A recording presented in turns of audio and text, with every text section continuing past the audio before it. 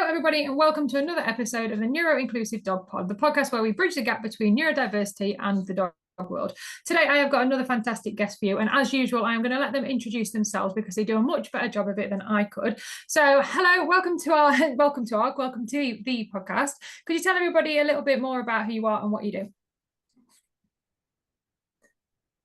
Yeah, so my name's Tesni. My business is Ace of Media, and I help passionate small business owners with their social media. So basically, I try and help them create a really powerful and supportive space so that they can share, also, yes, promote their business, but also share their passion and connect with like-minded people. Yeah. Amazing. So I know that social media can be quite daunting for a lot of people, can't it? So what led you to start getting into social media and helping people with the world of social media? What made you go into that kind of line of work? It was very random, to be honest. Yeah. So it was in 2021. I didn't have a job, and I had to work from home because my dog has got separation anxiety. Right. Yeah. So I had to find something I could do from home. So I was applying for like everything and anything I could do from home. Yeah. And I got a job as on a Kickstart scheme, which was a government funded scheme to help Yeah. under 25-year-olds get jobs. Yeah. So that gave me 6 months of working for a HR consultancy, doing their social media, and that was a small business. Yeah. But also then getting training and doing online courses to learn more about social media marketing. Yeah. And then when that came to an end, I was like, oh God, I've got to do something.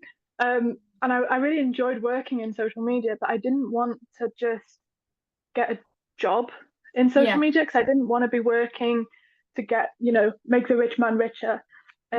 I wanted to keep working with the small businesses. And so the only way to do that was to just set up my own business.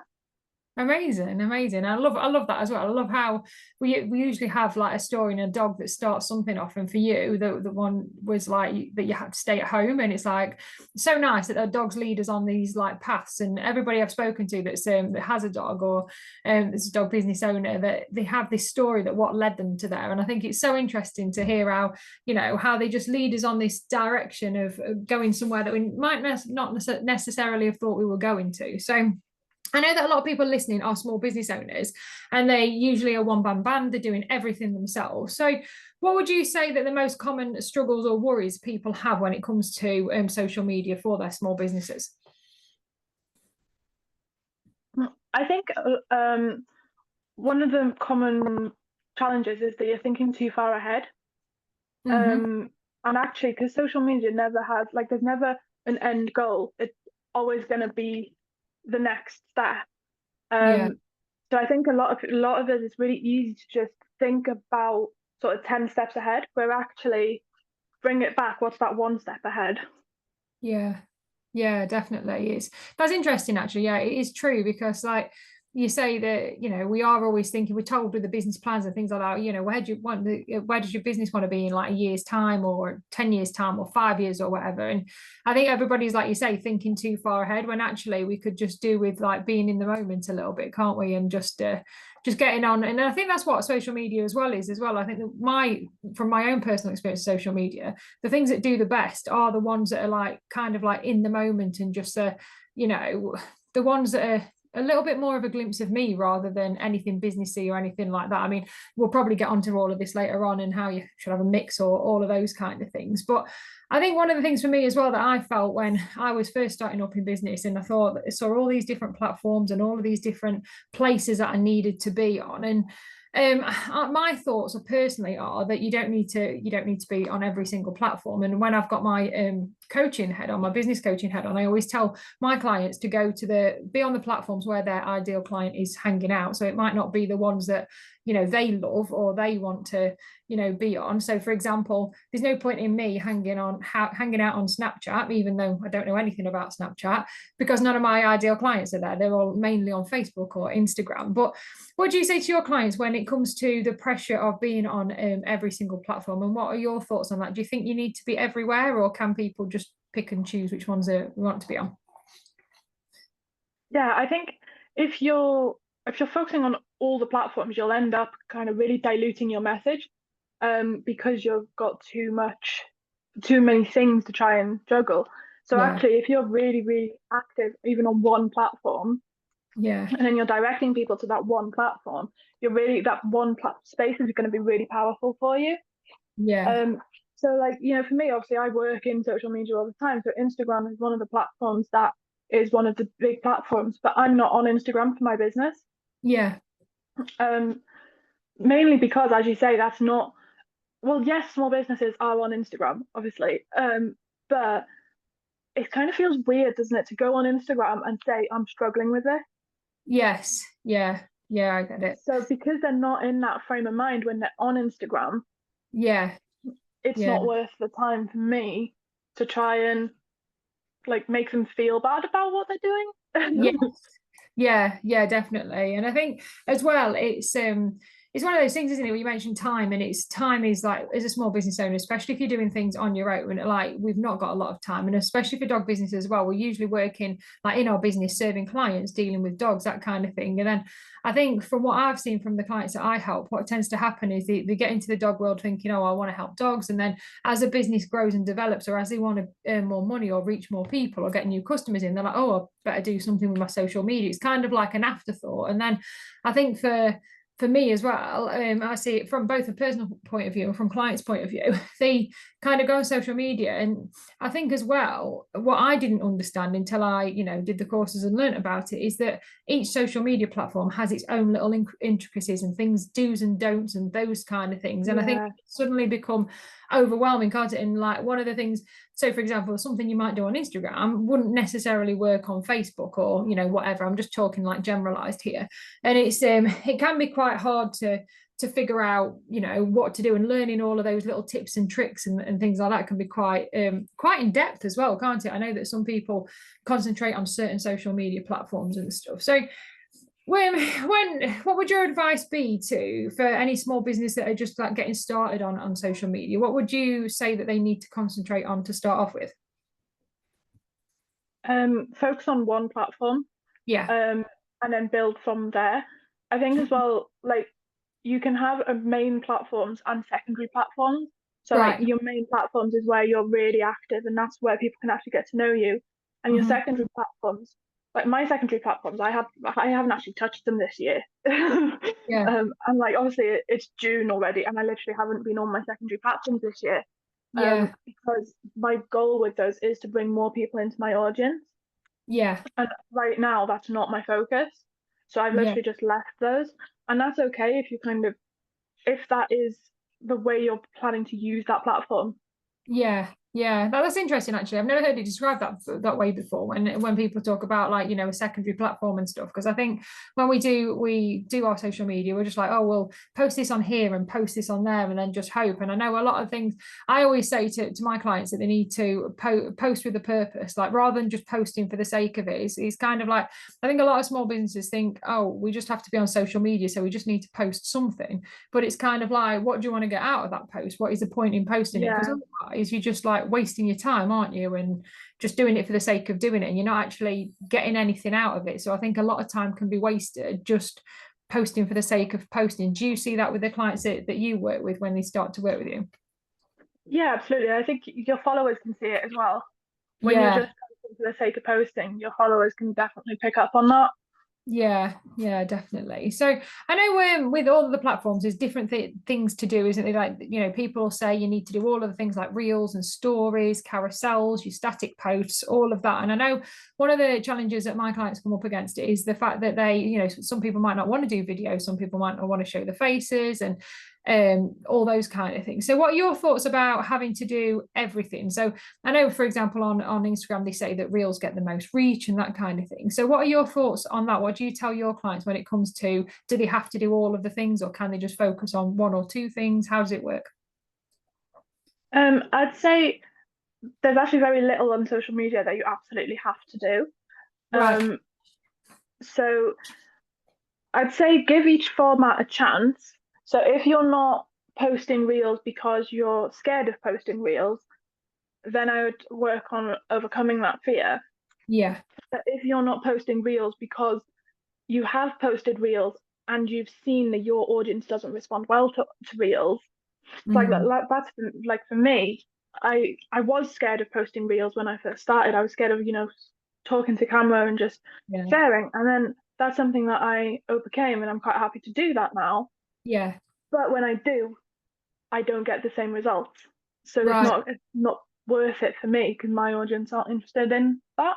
Yes, yeah, I think that's interesting, isn't it? And I think again, a lot of people, we get caught up with the social media noise and what everybody else is doing, and why, we kind of just follow trends and go, well, they're doing it. Especially in the dog business world, they'll be like, oh, well, they're doing that, so I must share a reel, or I must do this or whatever. And like you say, not a lot of people do that research into like the back end workers, into say, well, what are your audience engaging with? What do they like? How do they, how do they like to, I was going to say digest your content, similar thing, you know what I mean? But I suppose as well, from a neurodivergent point of view, that's really important, isn't it, as well, depending on who your client is, how they digest their information, and what kind of stuff you're putting out there. Because the more that you can relate to your clients, and the more that you can kind of speak their language, the more that they're going to respond, aren't they? And the more that they're going to follow you and think, oh, I relate to you, and think, actually, this person's got something I can relate to, those kind of things. So when it comes to consistency as well, because another battle I face, going back to the time thing, is a lot of people, like, you've got to be consistent. You need to be posting on social media. You need to be posting X, Y, and Z, and you need to do it so many times a week, and that kind of thing. So when it comes to what you advise your clients, what does consistency mean to you, and how do you help people approach that in a way that works for them without overwhelming them? I think the main thing is to kind of move past the misconception that social media consistency means posting every day or posting on a certain schedule, because like I recently started working with a new client, and over the first month of actually being consistent on social media, they had, I think it was 300% increase in reach and 600% increase in engagement. Wow. And actually we only posted 4 times that month. Wow, that's interesting. Yeah. So it's really about sort of what you're doing around the posting. The posting is, well, obviously, yes, you need to be posting, because if you post today and then you disappear for 3 months, people aren't going to remember you. Yeah. But to me, it's about, when you talk about, or when I talk about social media posting consistency, to me that means that when your audience sees one of your posts, they know that it's from you, and they know that therefore it's worth their time to stop and look at it. Yeah. So if you're posting all the time for the sake of posting, you're teaching your followers that actually you don't actually have much value to share.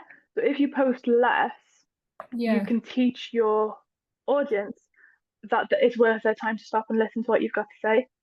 Yeah, that makes sense, doesn't it? Because like you say, if you're just posting every day and they're seeing it and it's like, oh, it's just them again or whatever. And I think there's a couple of things in there, isn't there? There's that kind of like that branding kind of thing, and that awareness and that messaging. So when it comes up, people need to actually think, oh, it's it's Katrina or it's whoever that's posting. I'll read that. But like you say, if you're doing it over the top and posting it all of the time, they're like, oh, it's them again, or so I can really resonate with what you say there about making it worth a while for stopping, because like you say, social media is very noisy, isn't it? There's loads of people, like, you go on, and half the time, unless you know all the tips and tricks and all that kind of thing, half of it is luck whether your clients are on that at the right time for you to appear in their feed, unless they're going and landing on your page and searching for you. So I think it's really important that we kind of like stop them in the tracks, and when we like give them something they can relate to, kind of get their attention, but also so they recognize it's us. And like you say, because we're not posting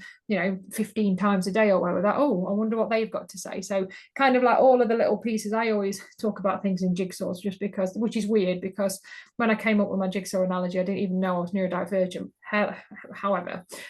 So I always talk about little things being like, you know, there's so much more that goes into it. And I think with social media, there is all of these other extra little pieces in there. It's not just about the post itself, it's about all of this other jigsaw bit as well. So I know that a lot of the listeners Yeah, absolutely. And I think for me, sorry, what were you going to say? you go understand. Go on. Yeah, I was going to say that to me, it's like when you're actually talking about consistency as a whole, rather than just the posting, it's also about like engaging with other people. Even if you haven't posted today, that doesn't mean you can't connect with people. You can absolutely go and engage with their posts, have conversations in your DMs. And it's also about, you know, like the planning, because you don't want to just stare at that what's on your mind box. You know, you've got to be doing that planning sort of throughout the month. So that when you come to looking at your calendar, you're like, oh yeah, I can just fit all of these ideas in. Yeah. But then it's also, you know, like the background of it, and like, you know, things like making sure that your pinned posts are up to date and all of that kind of thing on your actual page, so that even when you're not posting, your page is still really powerful and really helping you achieve your goals. Yeah, that's it, isn't it? It's one of the biggest things that I've just noticed recently with dog businesses. So if anybody's listening that does this, they need to go and change it pronto. Is I'll go onto somebody's social media and I can't get the information I want straight away. So for example, there'll be it's obvious it's a dog business, but it's not obvious where they are. So unless they're an online company, then obviously, you know, they can, you know, ship to wherever or whatever. But if they're a local business, I've gone onto them and I'm like, where actually are you? Because, you know, I don't know whether you're local to me or you're down, I don't know, London, which is miles and miles away from me. So it's like not having that information readily available. And there's a new dog field that's just opened up around us, that I saw from somebody else's social media. They had shared a post. So I went onto it and I had to really find where it was. So like the location, I'm like, well, I want to know where it is so I know how to get to it. But not only that, they said, oh, book here. But it didn't, and then it said like at the bottom like extra dogs. But I couldn't find anywhere on their website that told me what their limit was without adding extra dogs, if you know what I mean. Because some places will let you take 6 dogs for the price of the hour. Some places will only let you take 2 dogs. So I'm like, well, how do I know if I need to pay extra for the extra dogs? And I couldn't find it anywhere on this website. So I've left it. I'm like, do you know what? I'll just leave that for a little while. And I'm more likely to just go and book another local field. And it's like something so simple has kind of, I'm only put off because I didn't have the time to either email the people or get in touch. I just wanted to go and book a dog field. So it is so important that all that is up to date, isn't it? Yeah, absolutely. Because if your post, even if like you've got really, really powerful posts, the first place someone's gonna go to get more information, even if they're trying to find your website, the first place is going to be your page. Yeah. Because even if they go into that page to find a link to your website, yeah, that your page is always going to be the first stop. Yeah. Yeah, definitely. It's one of our bugbears at the minute. I'm just like, oh, just give me the information that I need. And I'm like almost tempted to say, you need to update your social media, but then I'm like, no, well, just leave it. So when it comes to neurodivergent people that may be listening, how do you help those? I know you help neurodivergent clients as well. So when it comes to social media, what kind of things do they come to you and say like, oh, I'm overwhelmed with this? What kind of unique challenges do they face and how do you help them overcome that when it comes to their social media? Yeah, I think for the clients that I work with sort of on an ongoing basis, I think it's really about making the most of sort of their waves. Because like when they're really hyper focused and they're like, yes, let's get this done, they send me loads of content and I don't use it all straight away. So that because I know that then they're gonna go through a phase of being like not reachable, not sending me any photos, not sending me any information. And that's absolutely fine. You know, that's something that they need to be doing. And so but because I've made the most of when they were hyper focused and really on a mission with it, I've still got that content to reuse and recreate. And I think as well, I think one of the big challenges, which I think does affect sort of everybody, but I think is particularly worse for neurodivergence, is that you really feel like you're just shouting into the wind. Like you're not getting that dopamine hit if you're not getting that engagement. Yeah. So I think it's really about kind of changing your perspective on that and Yeah. really focusing on every little win. Because Yeah. like, yeah, okay, your post might not have got loads of comments or loads of engagement, but you might have managed to go and comment on something. You might have achieved things. Yeah.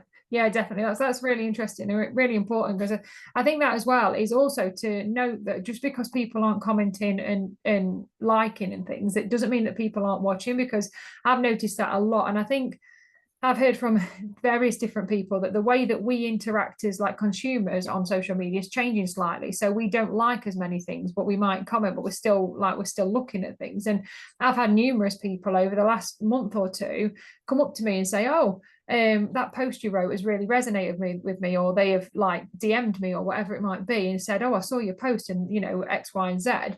And I'm like, actually, that's really interesting, because they never interacted with the post. For all I knew, I didn't know they'd seen it. And I think it's always Yeah.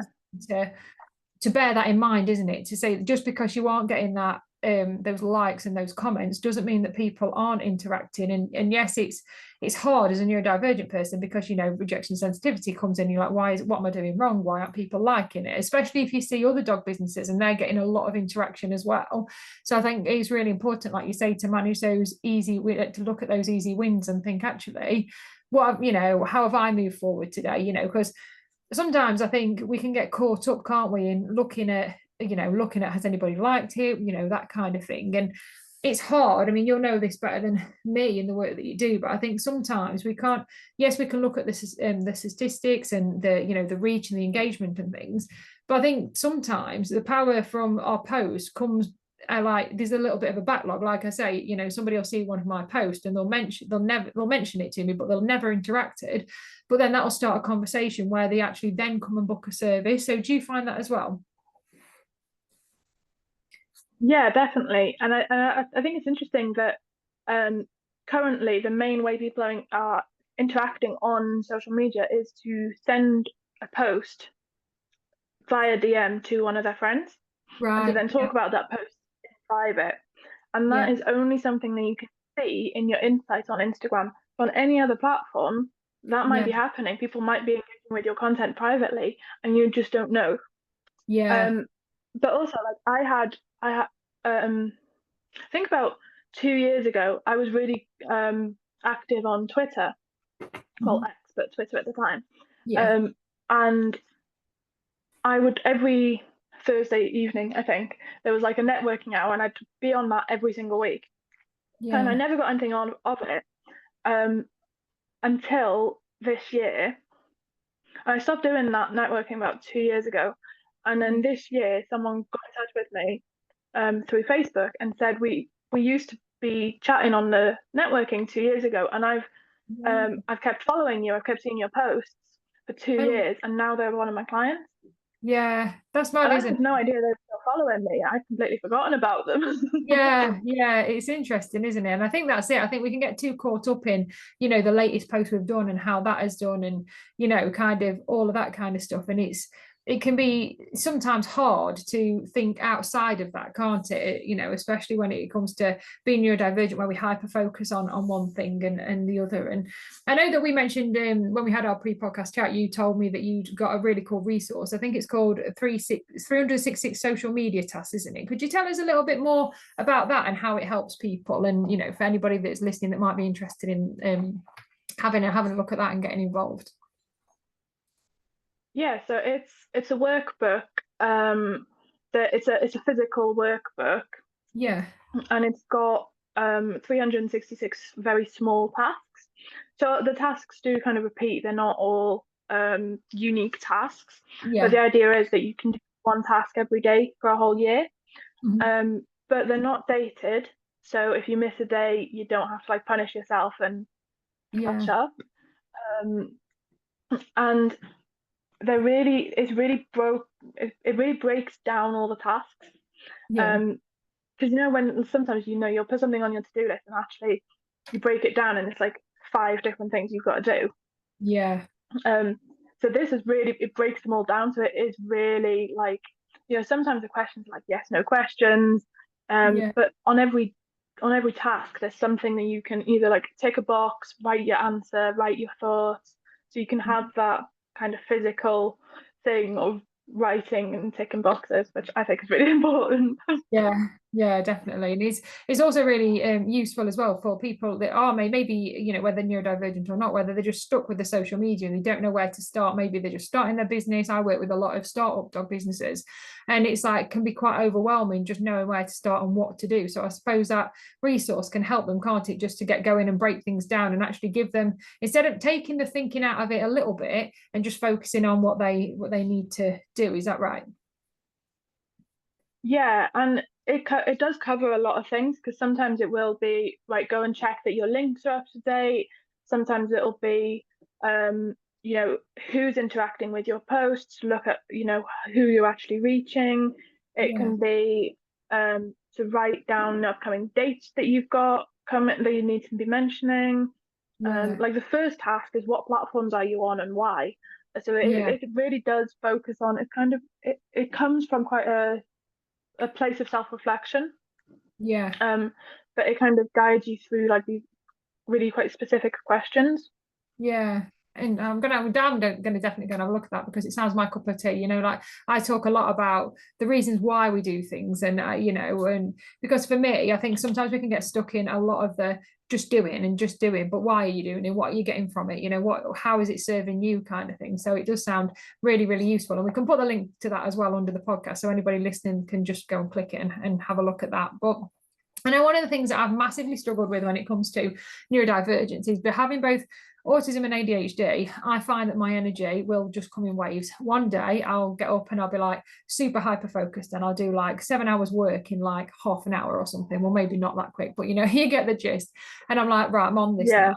Whereas like if and I'm quite impulsive and I'm like, right, I want to do this now. Whereas other days I'll get up and I'm like, no, I need structure and routine and stuff. But I'm one of those people that I've got like probably about 4 different diaries and physical products, and I try and be organized, and I try and stick to routines, but it depends what my brain wants to do on that day, whether I'm having an autism day or an ADHD day. So I know you've touched on it a little bit earlier about how our energy help people when their energy is up high, and you kind of save that content and things, and that's really useful, isn't it, making the most of when we've got those high energy kind of days, but realizing that we don't have to do it all at once. Because one of my things is I get the kind of ADHD part of my brain goes, right, I'm going to do all of this now, but I want to put it all out, and I have to stop myself from like posting 100 things on the same day kind of thing. So how do you help your neurodivergent clients with those kind of waves, and how can you help them to be more sustainable and more not like kind of like consistent, but consistent in a way that works for them, if that makes sense? Yeah, I think it's really important to remember that repurposing and reposting isn't lazy. So you've created a really powerful post, and it got you the engagement, or it got you the reach that you were aiming for, and you've put that hard work in. So reuse that. A lot of people won't have seen it. Even like some of your top fans that are always engaging with you, they might not have been active on social media at that time. They might have missed it. So just reminding people and kind of reusing the exact same content that you've put out can be really powerful. And like even for me, like with my workbook that we just talked about, I put out a post this week that was exactly the same post that I put out last month. Last month I got like no engagement, nothing from it. And this time I made 2 sales because people saw it last time and then forgot to buy it. And then they saw the post this time and I'm like, oh yeah, I wanted to get that. Interesting. And that's really important as well, isn't it? And I think it's like knowing that you know, there's a certain number of hours content, is 7 hours worth of content. There's so many times that people need to actually see things through so many different touch points that before they actually buy as well. And I think one of the things that neurodivergent people can struggle with is the fact that they think, oh, I've done that now, I don't want to put it back out there, or like say I'm being lazy if I just repurpose something, or you know, they'll think I'm repeating myself if I just keep, you know, saying the same thing. And I know, you know, obviously we don't want to post the same thing, you know, today as we did yesterday kind of thing, but going back about, did you say it's about 3 months or something, or 3 weeks? I can't remember. You'll know better than me the actual statistics about it, but it's really important, isn't it, to understand that we can do that. And not only that as well, it's, I think as well, getting our social media content from different places. Like when I've spoken to people who, you know, who do blogs and things like that, like actually not seeing them as standalone things. Like, for example, if you write a blog, you've got probably quite a lot of little snippets you can take from there and use them as social media posts. So it's about that kind of repurposing as well, isn't it? Yeah, absolutely. And even if it's like you know, sometimes, you know, you'll have, when you're in waves of doing a lot of content creating, you might be one of those people that you're quite happy to sit in front of the camera and talk, and then you go through waves of not wanting to do that, and you don't want to keep reposting the same video. Yeah, but you could absolutely post a transcript of that video as a written post. That's still the same content that you created, and you're just then sharing it. Because some people, you know, some people don't like watching videos, but they might read it as if you put it out as a written text. Yeah, that's really interesting, isn't it, as well? I know one of the things yeah, like if anybody follows my social media, they'll probably notice if I put a post out there, then they'll have the odd typo in it and stuff, because I am a lot happier talking to camera and doing that. I find it a lot easier than I do actually typing things and stuff. And there's usually a typo in there, and it's usually I'll reread it and go back in and edit it because I'm like, oh, there's a typo in there. It really winds me up. I'm sure I must be dyslexic or something. But like you say, I've never thought of that before. Of actually, when I do my videos and stuff, actually using the transcript and things. And I know from a neurodivergent perspective, like you say, some people, you know, don't want to watch videos and things. Some people prefer to read things. And I know the courses I've just started doing, I've made sure that I've definitely got all of those transcripts and things. And with the podcasts and stuff, they have they have the captions and all of that. So yeah, it's really interesting to see it from that point of view as well. Definitely, it's definitely something I'll be doing, because I'm always voice noting myself, you know, like, you know, instead of writing things down, I'll literally just WhatsApp myself and talk, you know, send myself a message and things. So it's interesting because there's lots of apps as well, isn't there? Now I've just got a transcribe app, because one of the biggest challenges, I'm writing my second book at the minute, and one of the biggest challenges is when I wrote my first book, I wrote it like, you know, pen to paper, wrote it all out, and then I had to type it all out. And I'm like, I love the process of writing, but I'm like, I'm sure I could speed this up. And then obviously you can get these transcribe apps now, can't you? And I'm like, oh, brilliant. So so I might make use of that with my social media posts as well. Interesting. Definitely. So when it comes to kind of like, if people are listening and they're thinking, right, well, I'm at a point now where I'm just had it with social media, I'm just completely overwhelmed, I'm burnt out, and you know, I've not posted on my social media for a number of weeks because I've not known what to post, and I'm not known where to post, and I'm just completely fed up of it. And you know, neurodivergent people can suffer from burnout and things for lots of different reasons and in lots of different areas. I think when we sometimes talk about burnout, we think, oh, we've just burnt out in general, and sometimes it can be we've just, you know, burnt out with Instagram, or we've just, you know, we just don't want to do that anymore. So how would you help those kind of people? If anybody's listening that might be like that, how would you suggest that they start, you know, getting visible a little bit, but in a way that suits them?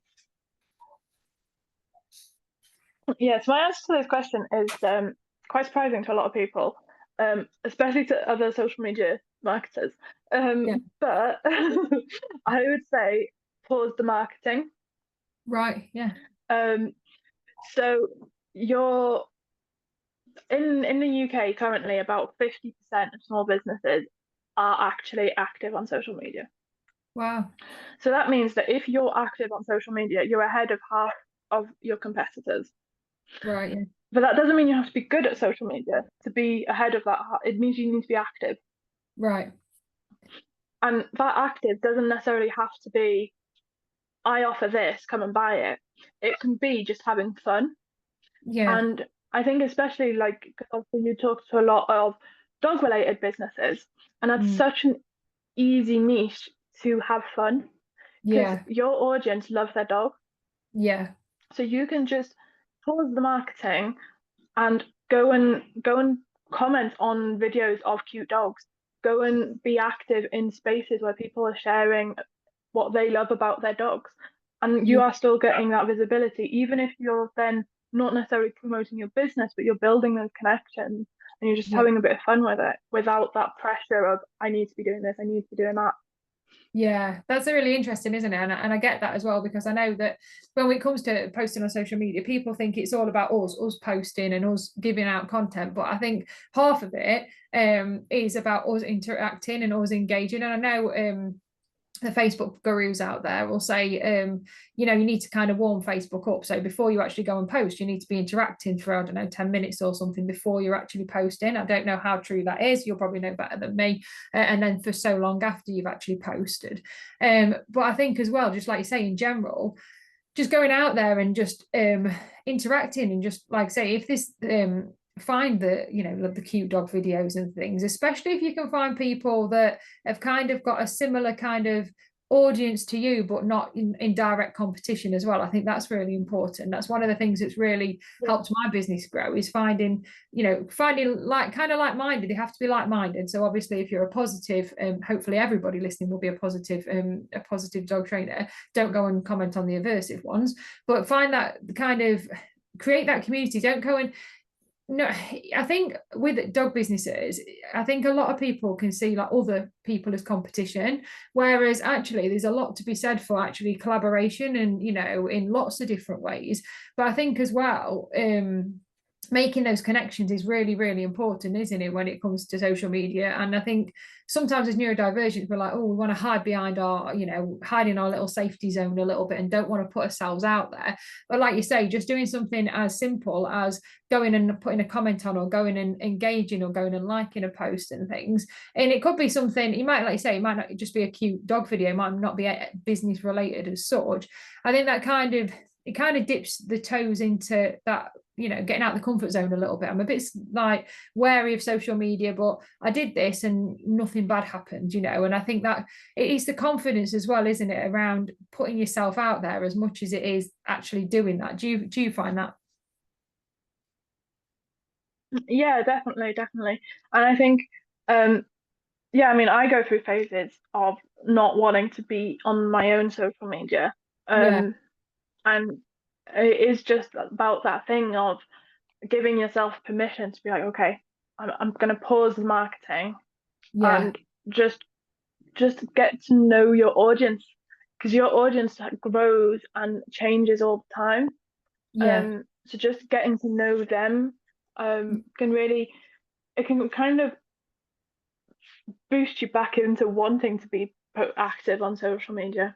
Yeah, definitely agree with that. So when it comes to misconceptions, so there's a lot of misconceptions out there about social media, isn't it? What are the most common ones that you come across, and how do you help people reframe their thinking when it comes to those misconceptions that they may have? I think I think one of the big things is that we kind of assume that like 1,000 followers isn't very much. Yeah. But actually 1,000 followers is huge. And like if you're looking at platforms like TikTok, because you can grow quite quickly on TikTok, 1,000 followers can feel really small. Yeah. But technically, once you get to 1,000 followers, you're an influencer. Right. Interesting. Um, so 1,000 followers is actually a lot.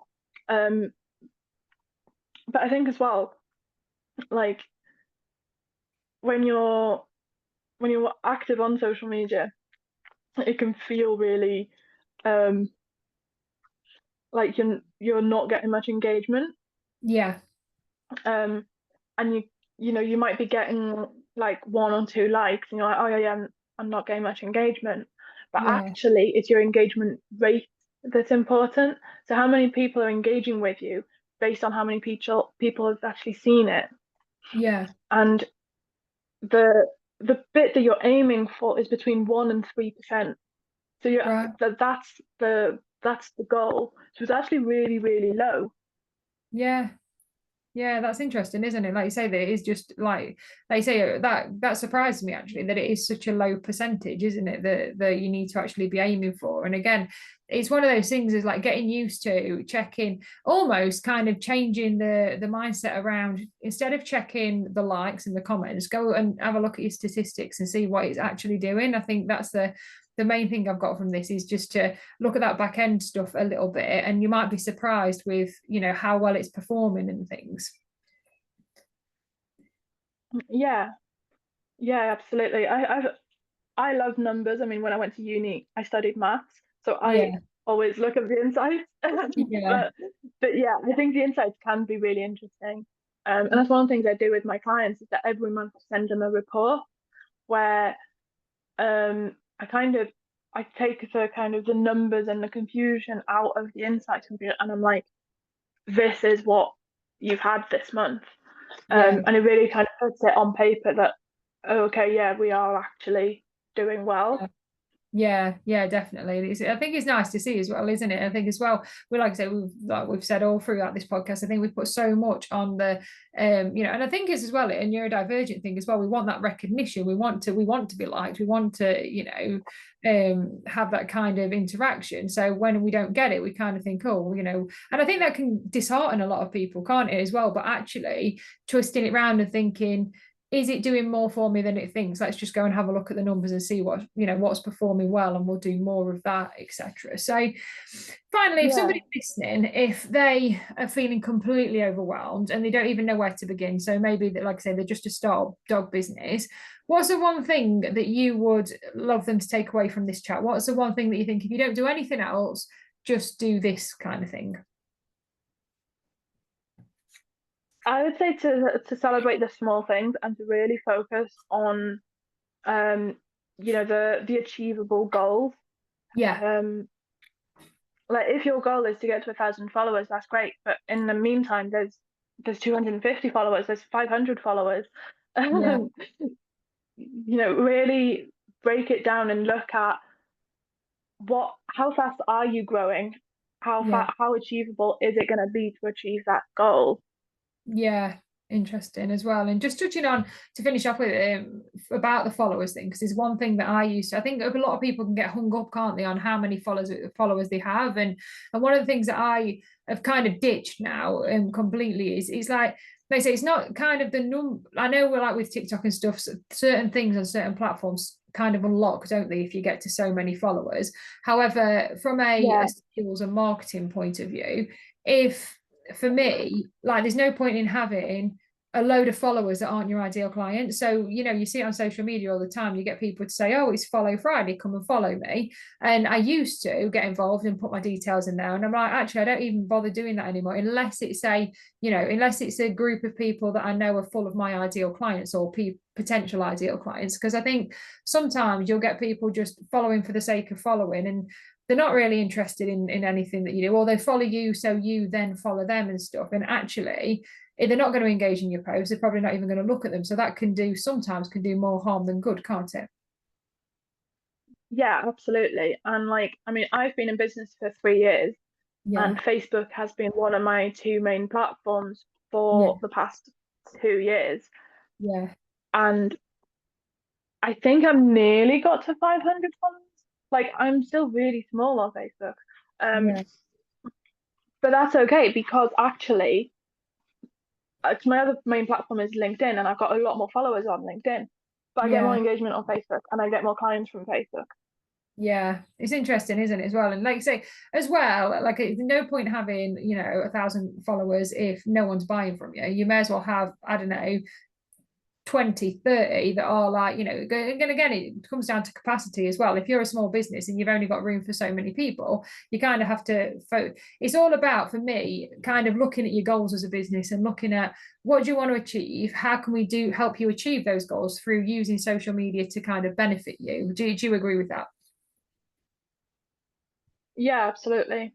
Amazing. Yeah. So It's been fantastic talking to you. I think our listeners are going to get a lot of information and a lot of light bulbs going off, as if to say, actually, maybe I don't need to do it that way, or etc. So what we're going to do is we're going to put the links below in a minute. After the podcast, I'm going to put the links below so everybody can just click it and have a look at your workbook, have a look at how they can get hold of you, etc. But let's have a little bit of fun. Let's see if we can get to know you a little bit more. I'm going to ask you 5 quick fire round questions. So these always worry people, but they're not that scary, really. So are you ready? Yeah. Right. Number 1, tea or coffee? Tea. Tea. Amazing. We're winning this week. I'm really happy with this. The coffee was winning for a long time, but I'm into camp tea. What's one tool or app you can't live without? Google Calendar. Amazing. I'm actually a paper person. So a few people have said Google Calendars, and I'm like, I'm still the paper type. One day I might go digital, but we'll see. Right. What I love about it is that you can set repeating tasks. Yeah, I'm not. I need to do more. And I'm one of those people that needs to get into the modern age with technology. My kids are a lot better than me at it. It's no surprise there. Right. So what's a hobby or interest you have outside at work that people might not expect? Walking. I do a lot of walking with my dog. We try to do like at least one like 25k a month. Amazing. Walk. Oh wow. What type of walks do you like going on? Like country ones or? Yeah, up in the mountains. Amazing. Oh, love that. So are you a morning person or night owl? Night owl, definitely. I'm the opposite. I'm a morning. My husband's a night owl, so it works quite well together. And the last one, what's your favorite way to recharge after a busy day? Listen to an audio book and do some drawing. Amazing. I just recorded a podcast yesterday with an artist friend of mine, so she'll be pleased to hear that. So we very rarely we get drawing. We do get some kind of crafty things, but the most popular one has funnily been watching like a crime or a horror movie and stuff. And for me, that's like my least, like I would never use that to relax. It would scare me to death. Amazing. So the most important question, how can people get in touch with you if they want to learn a little bit more? How can they get a hold of you? Where can they find you, etc.? Yes, you can. My main platforms are Facebook and LinkedIn. You can find me on there as Ace of Media. Or my website is aceofmedia.co.uk. And yeah, my email is tesni@aceofmedia.co.uk. Super. And what we'll do, we'll put all the links under the podcast as usual, so you can just click through and get in touch. So thank you very much for listening, everybody. I'm sure you'll have got a lot from this podcast. And social media is one of those things that as small businesses we need to do, but it doesn't have to be as scary as it seems. So if you are new to listening to this podcast and you've not listened to it before, make sure you hit follow or subscribe, depending on where you're listening to make sure you don't miss out on a future episode. So thank you very much for listening. It's goodbye from me and goodbye from Tesni.